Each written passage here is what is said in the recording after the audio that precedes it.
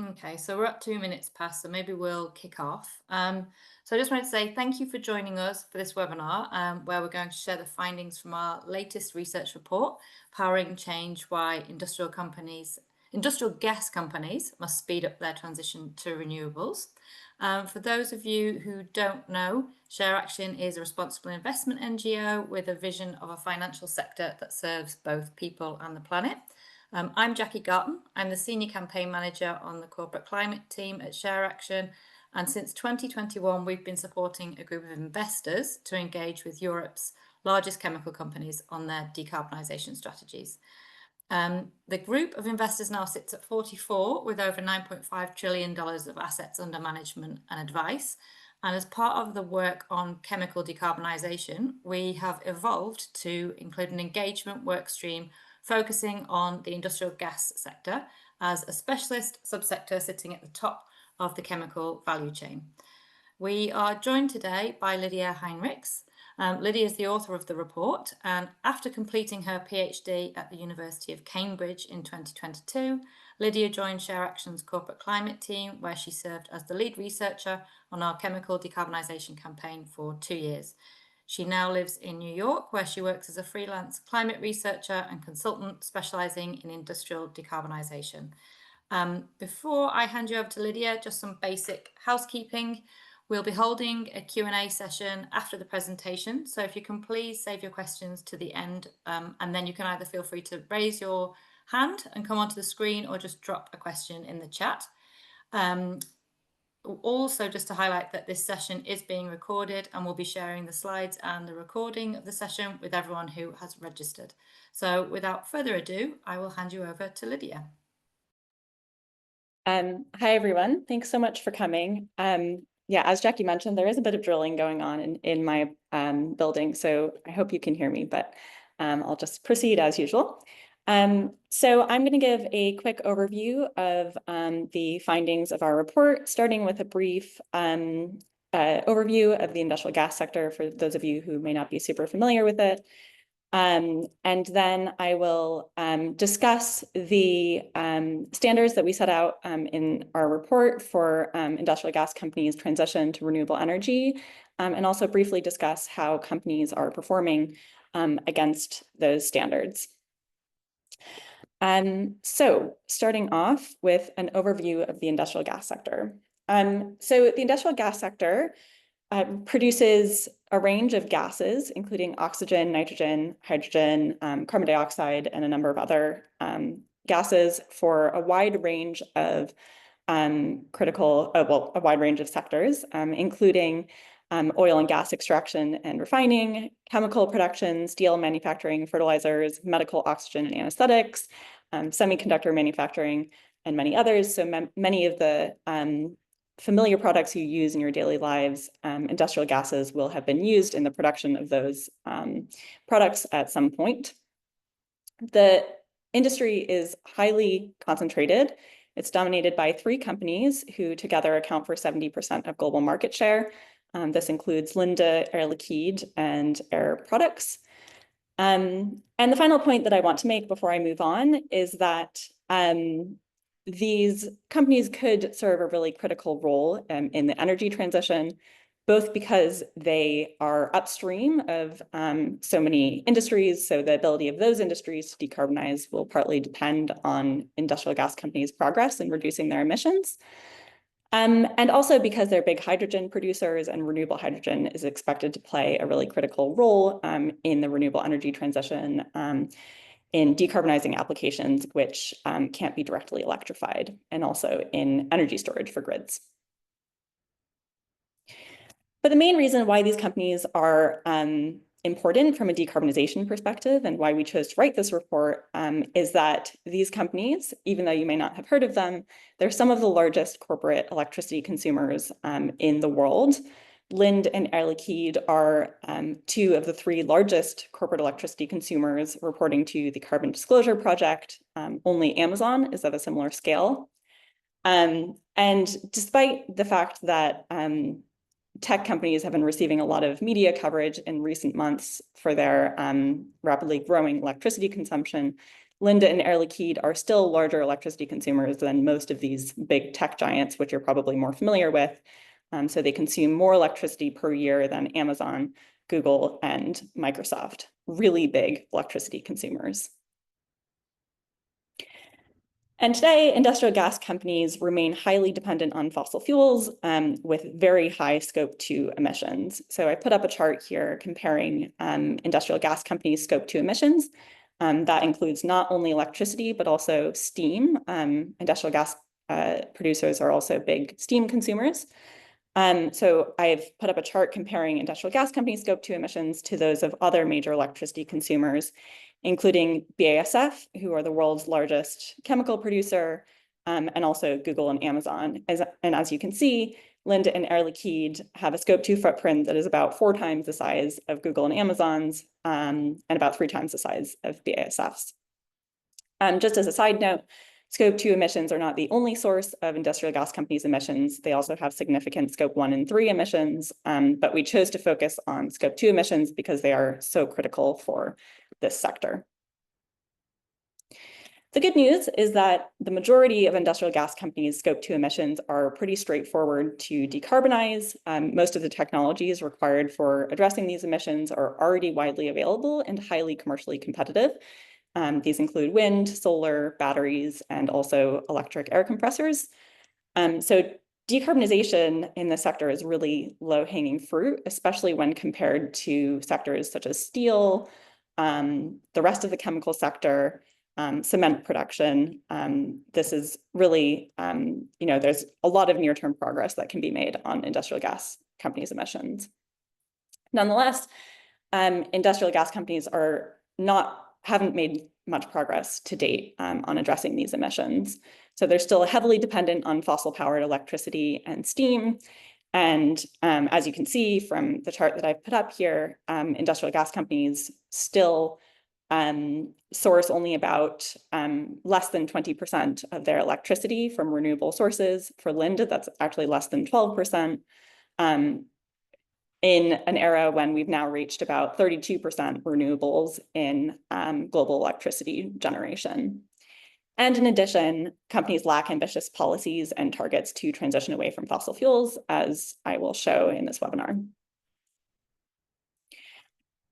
So how can industrial gas companies address these emissions? So in the first place, companies need to electrify their main energy intensive process, which is air separation.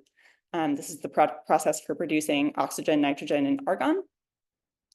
And then they need to transition their air separation units, the air separation process, to renewable energy and adopt rigorous procurement criteria and policies which will ensure that their renewable energy procurement is resulting in real world emissions reductions.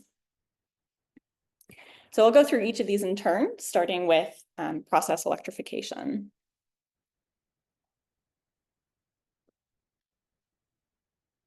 So as I mentioned, industrial gas companies' main process is called air separation.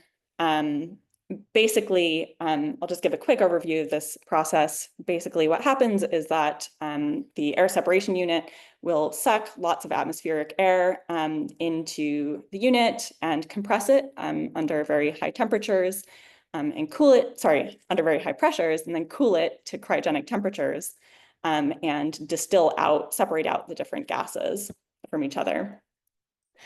And the main source of energy consumption and therefore emissions in this process, about 90% of them, come from the very beginning of the process. So this is the compressors at the very beginning, which compress atmospheric air to very high pressures. And these units can be powered both either on steam or on electricity. Historically, in many cases, industrial gas companies chose to invest in steam-driven compressors because they had access to cheap coal supplies that they could use to generate the steam, particularly in geographies like China and South Africa.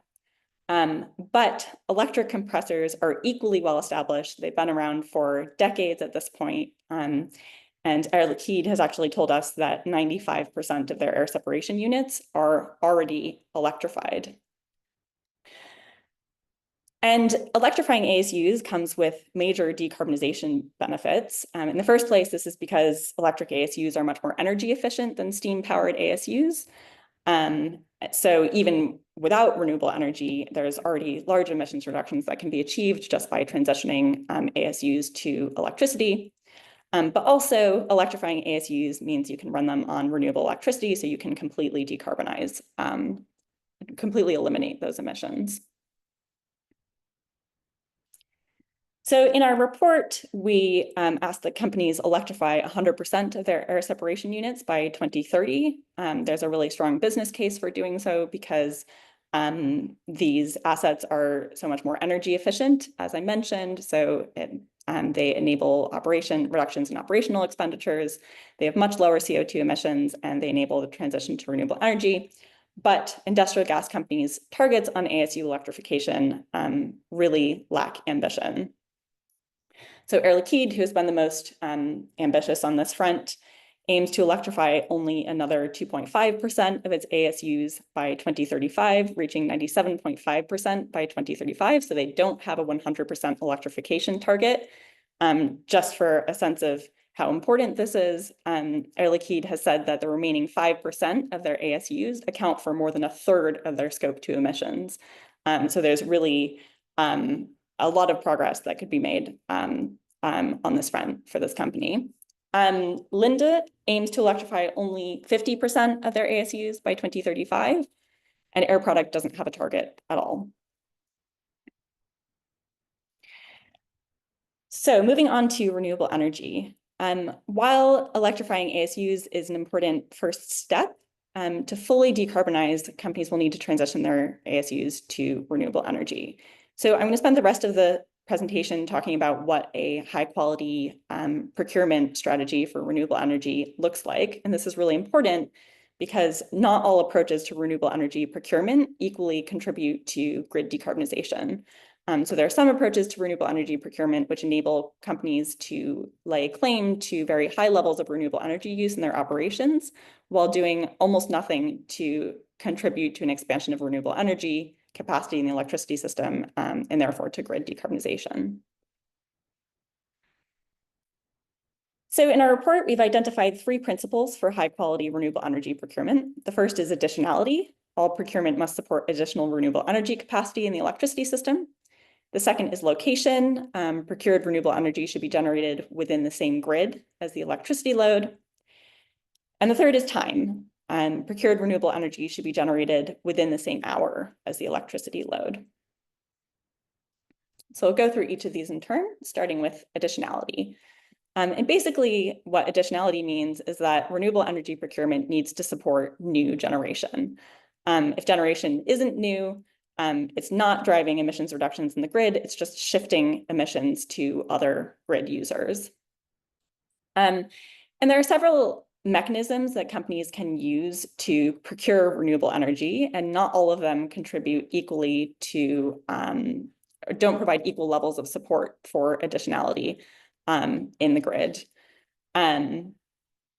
So I'm going to simplify. There's lots of different ways that companies can procure electricity, renewable electricity. I'm going to focus on 3 here because these are the most important ones, but I discuss others in the report. So the ones I'll discuss here are on-site renewable energy, power purchase agreements, and unbundled energy attribute certificates. So starting with on-site renewables, this is basically where a company installs solar panels or even a wind turbine on their site and directly sources their renewable electricity from that asset. This is a really good option for companies. It provides very clear additionality because it directly reduces companies' consumption of fossil-based grid electricity. It can also be quite cost efficient because it eliminates grid fees. But industrial gas producers may be limited in their ability to deploy on-site generation because they often have significant site constraints because their air separation units are often located in wider industrial clusters or co-located with customers' assets. So this is a really good option when it is an option, but it isn't always feasible for companies. So then there's power purchase agreements, and these are basically contracts between an energy consumer and a renewable energy generator for the delivery of a certain contracted volume of renewable energy to the consumer over the course usually of a year. And power purchase agreements can provide strong additionality if they support new projects. And this is because large volume binding contracts for renewable offtake provide a guaranteed future revenue stream for renewable energy projects, which makes it easier for projects to secure financing from investors. However, not all PPAs do support new projects. And increasingly, we're seeing companies sign projects with existing assets which have been around for many decades and have already long since paid off their financing. And so this is just something to keep an eye out for when you're looking at companies' renewable energy disclosures, what is actually the vintage of the asset. And then power purchase agreements should also be signed within the grid where the company's demand is located. And I'm going to discuss location further in a few minutes. And finally, there's energy attribute certificates, which, as numerous modeling studies and also empirical studies have shown, do not provide clear additionality. And so just as a side note, these are also known as renewable energy certificates in American markets, or RECs, or guarantees of origin in Europe. And EACs are basically contracts certifying, or contractual instruments certifying the generation of 1 megawatt hour of renewable energy, and enabling the buyer to claim the environmental attributes of that renewable energy towards their Scope 2 emissions claims. And there's two types. There's bundled and there's unbundled. Bundled is basically when the consumer buys electricity together with the EACs associated with that electricity. But what I want to focus on here is unbundled EACs. So unbundled EACs, this is where the electricity is delivered separately from the associated energy attribute certificates. So a renewable energy generator will deliver their electricity to the grid and then separately sell their EACs to a third-party retailer. And on the consumer side, the consumer will purchase standard electricity from the grid, but then buy energy attribute certificates from the retailer and use those to offset their consumption of fossil electricity from the grid. So this is effectively an offsetting scheme. And energy attribute certificates do not provide strong additionality. There's a few reasons for this. The first is that most energy attribute certificates are associated with existing generation.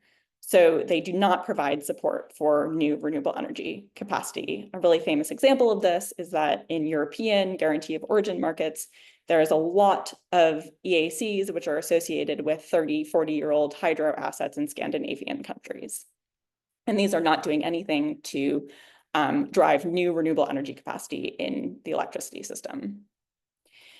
And then also, because EAC markets are flooded with EACs from existing assets, EAC prices are very low. So unlike with PPAs, they do not provide a sufficient revenue stream for new generation projects to enable those projects to receive financing from investors.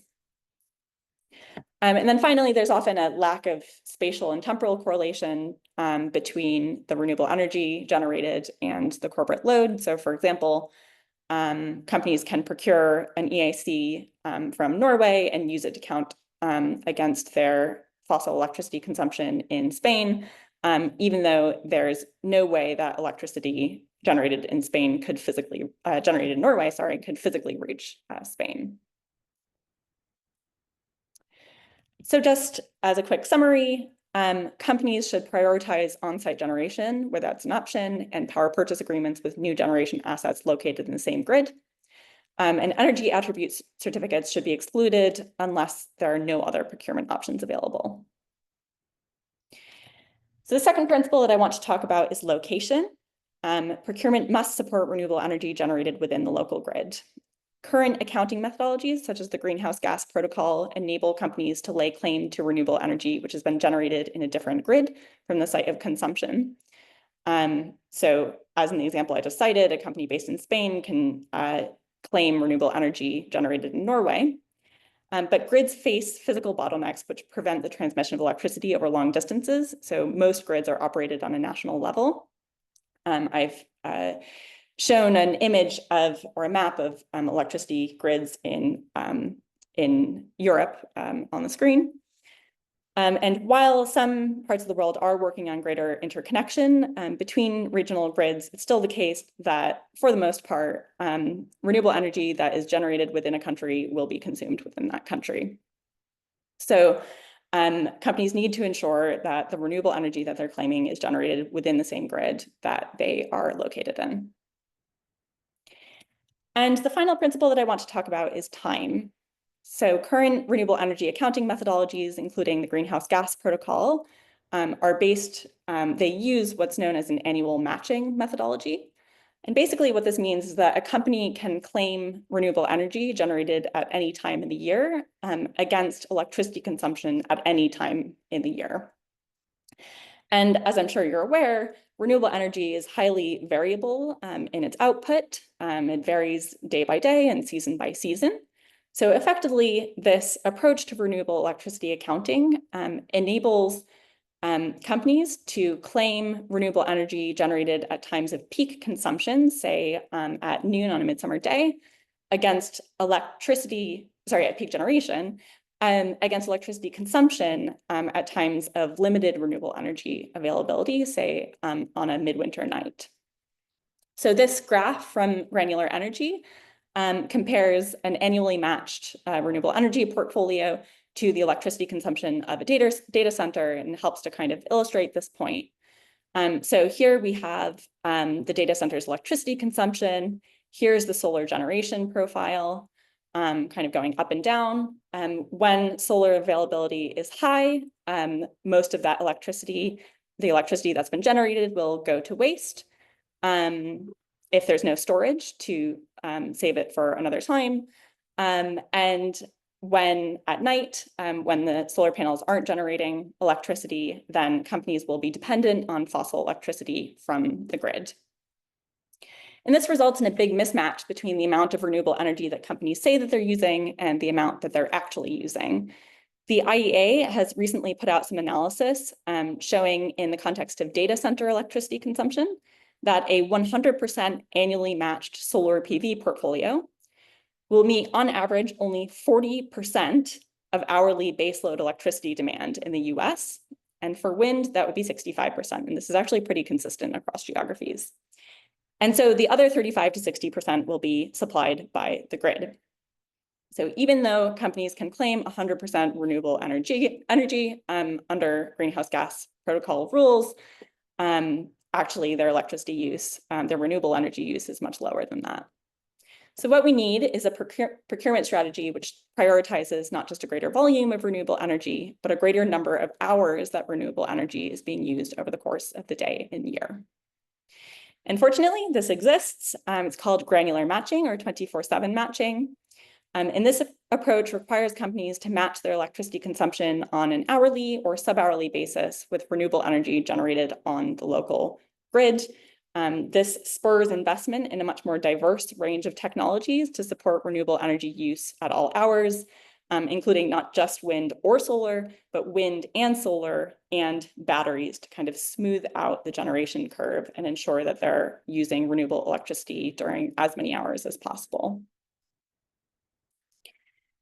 And the good news is that companies can already achieve very high levels of granular matching at very competitive costs. This graph is taken from a recent IEA report, the one that I just mentioned, on data center energy use. Before I get into the weeds, I'll just say data center electricity consumption obviously isn't identical to industrial gas companies' electricity consumption, so the modeling can't be directly applied to industrial gases. But the important thing is that they're modeling base load, i.e. continuous electricity demand, which needs to be met at all hours. So it's relevant to other sectors with base load electricity demand, such as industrial gases. And what this chart shows is that 80% hourly matching in the US using a combination of wind, solar, and batteries can be achieved at costs competitive with retail electricity prices and much lower than they would achieve with a 100% solar or wind portfolio, while achieving much greater emissions reductions. And the business case is actually even stronger in Europe, where electricity prices are much higher than the US. And I just want to emphasize that granular matching is not niche. It's currently under consideration in the upcoming revisions or ongoing revisions to the Greenhouse Gas Protocol Scope 2 emissions accounting methodology. And some of the world's largest electricity consumers, including Google and Microsoft, have already committed to reach 24/7 clean electricity by 2030.